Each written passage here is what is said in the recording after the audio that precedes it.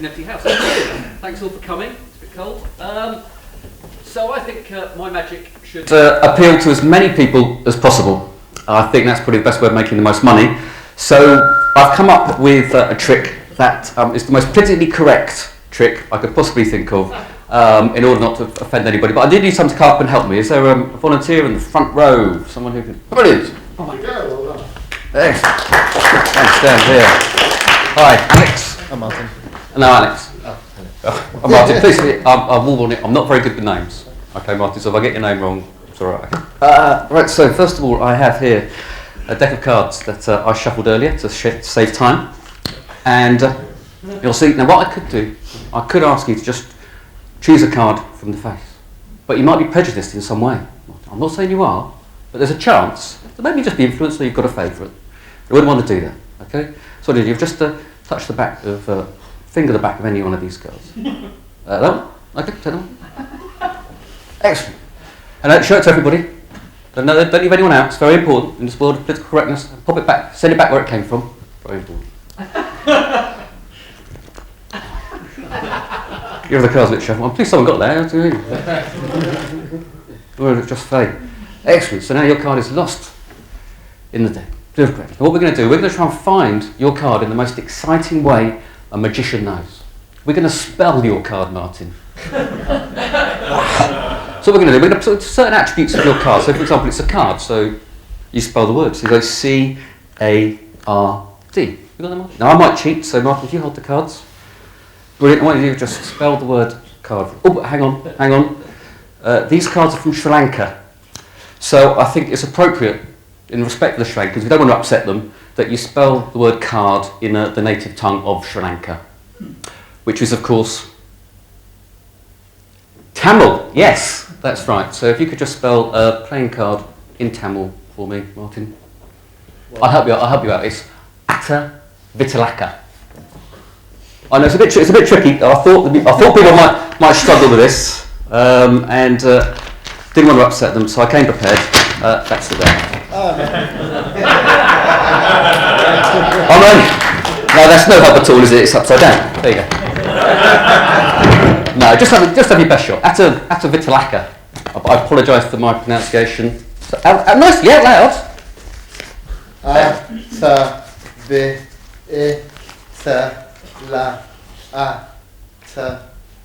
Vitalaka. Brilliant. You're looking at me as if I knew. And so that's it. So it's a card, and let's say, is your card red or black? Red. Red. Oh, we can't. Black's funnier, but anyway. Oh, well, we can't use the word red. You see, because there might be someone in the audience with a villous cranium covering of the Titian spectrum. Ginger. So, what we're going to have to do, we're going to have to use the Farrow and Bull definition for red, which is actually cerise chrysanthemum. So, Martin, if you could just spell cerise chrysanthemum for me nicely out loud, that'd be great. If you just cerise chrysanthemum, best you can, nicely out loud. What was it again? Cerise chrysanthemum. Doesn't really matter, Martin. Just spell. Just have a crack. Chrysanthemum. Stay. Yeah, that's up to you. Yeah, okay. And so it was a red card. So it's two suits, possible two suits. It could be which one was it? It was a heart. It was a heart. But we can't use the word heart in this world of political correctness, Martin, because that's not actually what a heart looks like. You see, no, that's a nickname for a heart. Could possibly offend other hearts. So we should probably have to use the real mathematical name for a heart, which is diiso-roboscindum. I know it's a crazy mix of Latin and Greek, but there we go. So off we go. So we spelled diiso-roboscindum. Whatever you just said. Diiso-roboscindum. Brilliant. And so we got two heart there, and that's it. And so, what was your number of your card? 2. 2. So in which case, if you could just spell the word 2. Which one? 2. So this was the card that you stopped at. Yeah. Incredible. So, you could have stopped one of these. You could have stopped anywhere. Or any of these. Could have done. But you didn't. Now, isn't it amazing? If you spelt correctly, if that turned out to be the 2 of diisobomboskindums. Well, turn over, Mark. No. Thank you. Now stay with us, Mark. I think you win the prize. Are you a gambling man at all? Yeah. Yeah? Ish. High stakes? Yeah. Maybe low stakes. Maybe. Well, we're going to play for high stakes tonight because we're going to play for something in my house. It's very, very big. We are going to play for chocolate. And yes, we are. And not just any namby-pamby type of chocolate. No, we're going to play for Curly Whirlies. That's your stake. And Tunnock cheesecakes. You see, you're scared now. No, you see, you should. What type of gambling do you do? I don't really gamble, to be honest. No? No, I was just. Oh, that's perfect, because this is the ideal feeder game to gambling. You'll be losing your house in no time at all. Trust me. So here we go. So this is hot chocolate's big in our house as well, and you can tell how big hot chocolate is because my wife is brilliant. She can't open anything. So instead of using the lid, she actually got a can opener and took the bottom off. That is how she craves chocolate in our house. So here we go. So what's going to happen, Martin? I'm going to Tunnock's key cake, and I'm going to hide it. I can either put it under the cup. I could possibly put it in my mouth. Or I can put it in my pocket. You just have to guess where it is. Okay? If you get it right, you get the tea cake. If you get it wrong, I get the Curly Whirly. Right. Good? Okay. Oh, go on.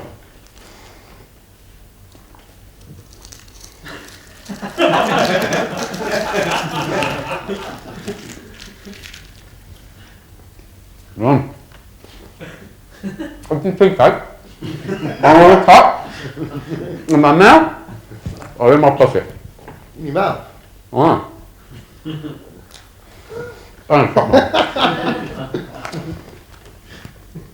That means I win. We've done it, tea cake. And go away.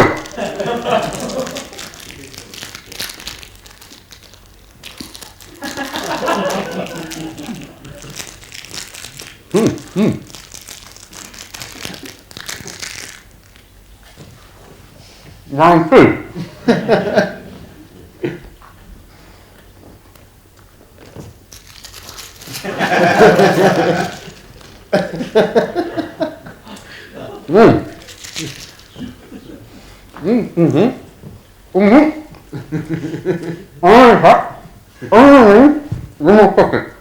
Yeah.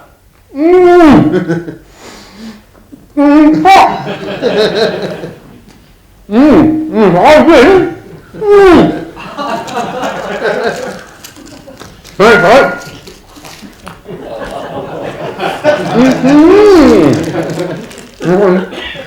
No, I want you to win.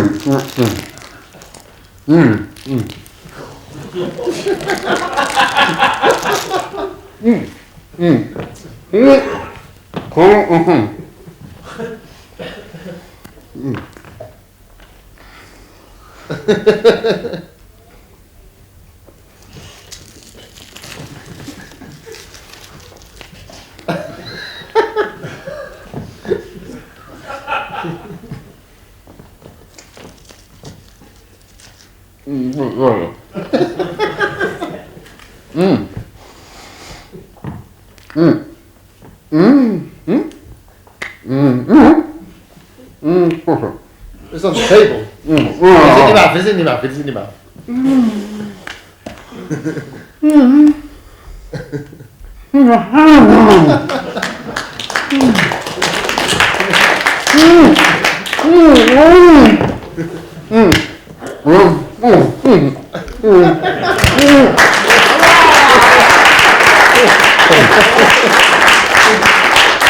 That's all for me. Right, thank you very much. That was nice shortcut.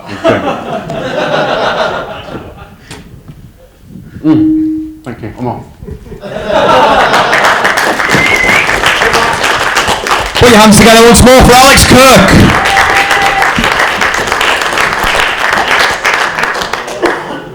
That was difficult to watch from the sidelines. I don't know how we can eat all that much. So I don't know what you guys thought of that. Obviously, what these guys are here for tonight is they're looking for feedback and they're looking for critique. We're going to get it from Fergus now. But anything that you think of later, anything that maybe jumps to mind, I'm sure these guys will be down at the club room afterwards, and we'll be happy to discuss any further thoughts that you have. But for now, just one more time, let me make a bit of noise. We're ringing back on for some feedback. Mr. Alex Kirk. Fergus, over to you.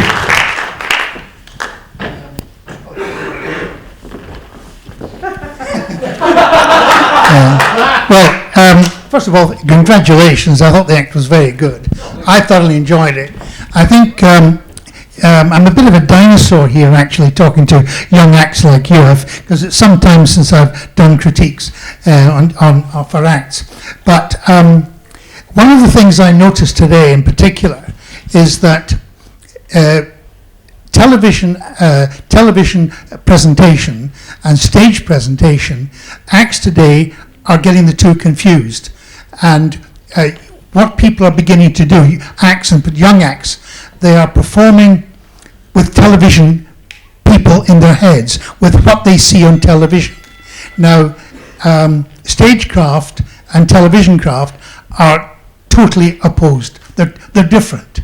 And what you've got to learn if you're doing work for a stage is you've got to learn the routines and the disciplines of stage.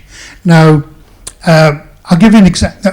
The act was good, so I feel terrible because normally when one does these, you do it with the person alone. You don't do it with you chaps all out there with your own views, etc. Because we've all got our own ideas of what the act is and how good or how bad or how it could be improved. So I can only give you my opinion. I think, for me, the most important thing for any act is walking on. When you come on, you've got to know what kind of act am I doing? How can I present that as I walk on? Now, you more or less stumbled on, and you were very nervous. So what do you do when you're nervous? You slow down. You came on and you went sixth a dozen. We couldn't hear a word you said to begin with, and that is a critical time in the act. When you walk on stage, everybody, you don't have to say anything, because people are not going to listen. What people are looking at is you. So when you walk on stage, you've got to get people to look at you and get them, oh, I like this guy, and then you can start. And don't gabble, just take it very slowly and get something across. But you've got a very nice personality, and that should be developed. Your dress was, I think, very good. You look good, you look the part. But then I've talked about this at the start. The ending was dreadful. You killed a lot of your act. You've done a good act, and you can stumble off. Now, you're not the only one. This is now a tradition to go off badly. People don't think about how to go off properly. I've seen guys win competitions because of their finish. And it is so important when you go off. The old acts knew how to do it. They knew how to finish. They knew how to go off. They knew how to take it back and give it to the audience before they left. But you just cracked off. And you didn't really milk any up. You milked eating the chocolate ad nauseum, but you didn't milk the applause. You could have got a lot more applause, and you would have had a better feeling left with the audience if you had taken that little bit of time to come out from behind there and talk, thank you very much, or whatever way you want to do it. But think about what you're doing. I thought you handled the person very well indeed. I couldn't understand why you were standing way back here. There's a big stage here, and the audience are there, and you've got far more contact. You're losing the audience quite a lot, because again, you've got a thing of you're performing to him close up, but you've got an audience out there, and you're losing it. I mean, you could hold them and say, "Look, I've got some, whatever." Yeah. But you engage him, but you've got these people to entertain. You're not entertaining him. He's just there as a stooge, right? Yeah. So here's your man, and you're looking after him, shut up, and then you go on. So, yeah. What was it? Yeah, I mentioned that I thought you milked the eating bit too much, but if you tightened that act up, it was 12 minutes or so. It needed tightening, and what you should also think you've got some good patter, but it was a bit all over the place. Something you will not want to do, and you will never do, but you should do, is actually write out your script. When you've got a new act, you should write out what you're going to say. Now, if you do that, when you deviate, you know why you're deviating. And it's actually an important thing to do. And many people construct an act, and they're doing the words and they're doing the actions, but the two don't match.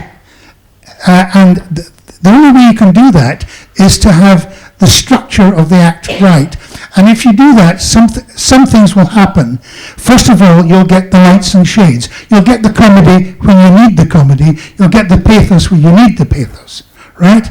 But that's all. It's very little, but those little points, and you would improve that act 50%, I can assure you. Okay? That's my view.